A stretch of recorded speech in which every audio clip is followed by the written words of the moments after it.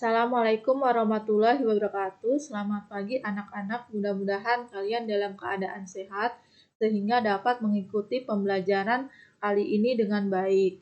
Tidak terasa kita sudah memasuki KD 3.8 yaitu berhubungan dengan teks iklan yang sebelumnya kita membahas tentang buku fiksi dan buku non-fiksi di KD 3.7.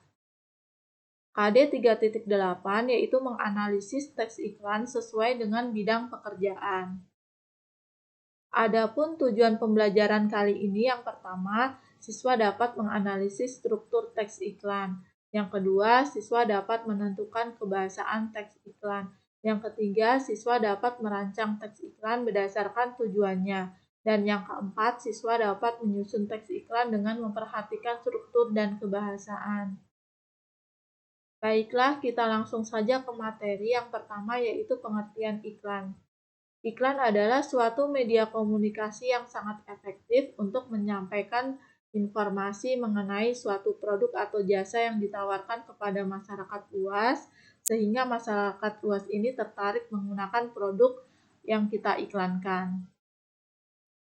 Berikutnya yaitu fungsi iklan. Fungsi iklan di sini ada 4. Yang pertama, memberi informasi suatu produk kepada masyarakat luas.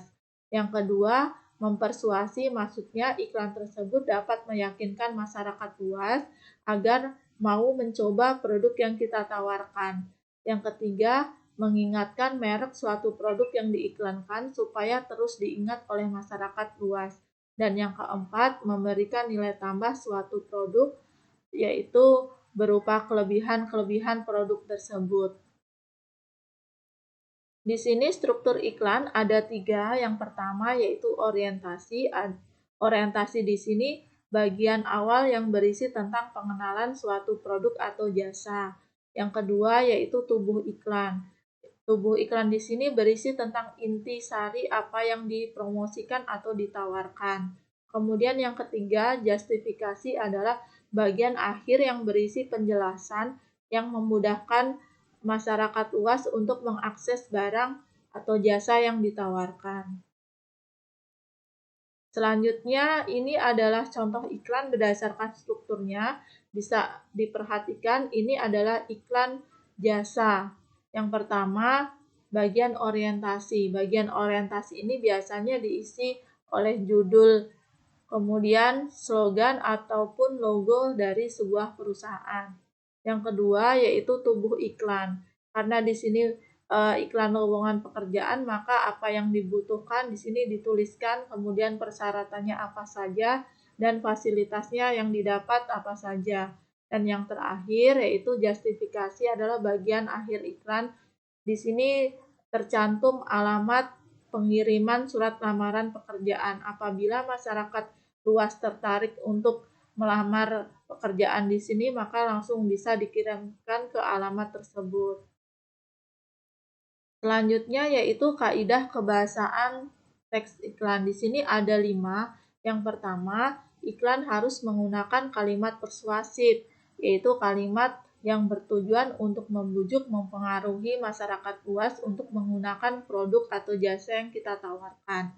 Kemudian yang kedua, iklan harus menggunakan kalimat imperatif, yaitu kalimat yang memuat perintah atau larangan. Yang ketiga, iklan harus menggunakan kalimat interrogatif, yaitu kalimat yang mengandung pertanyaan. Yang keempat, iklan menggunakan kalimat berita, yaitu kalimat yang berisi informasi-informasi suatu produk atau jasa yang kita tawarkan. Dan yang kelima, iklan harus menggunakan kalimat seru, yaitu kalimat yang mengungkapkan rasa kagum terhadap barang atau jasa yang kita tawarkan. Ciri-ciri iklan yang baik itu ada 6. Yang pertama yaitu mempunyai sasaran yang jelas, yaitu konsumen target utamanya. Kemudian yang kedua, mempunyai fokus dari produk dan jasa yang diiklankan. Yang ketiga, mempunyai daya tarik tertentu.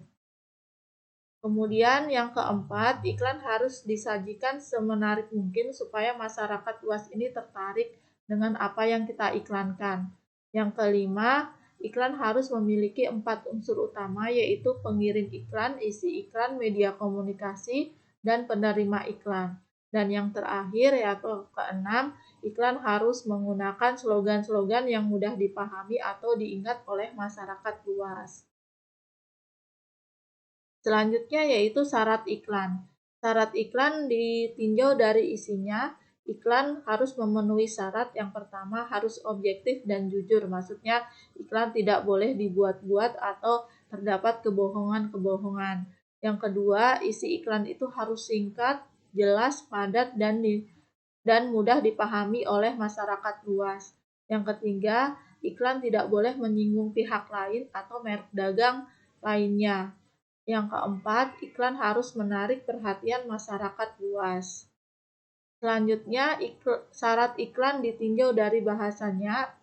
Iklan harus memenuhi syarat. Yang pertama, menggunakan pilihan kata yang tepat, menarik, logis, dan sopan. Yang kedua, iklan harus menggunakan ungkapan atau majas yang digunakan untuk memikat hati masyarakat luas. Yang ketiga, bahasa yang disusun di iklan harus menonjolkan informasi yang dipentingkan. Yang keempat, iklan harus menuju sasaran yang tepat, yaitu konsumen. Jenis-jenis iklan di sini ada 6. Yang pertama yaitu iklan pemberitahuan atau pengumuman. Yang kedua, iklan undangan. Yang ketiga, iklan layanan masyarakat. Yang keempat, iklan permintaan. Yang kelima, iklan penawaran. Dan yang keenam, iklan artikel. Berikut adalah contoh-contoh jenis iklan.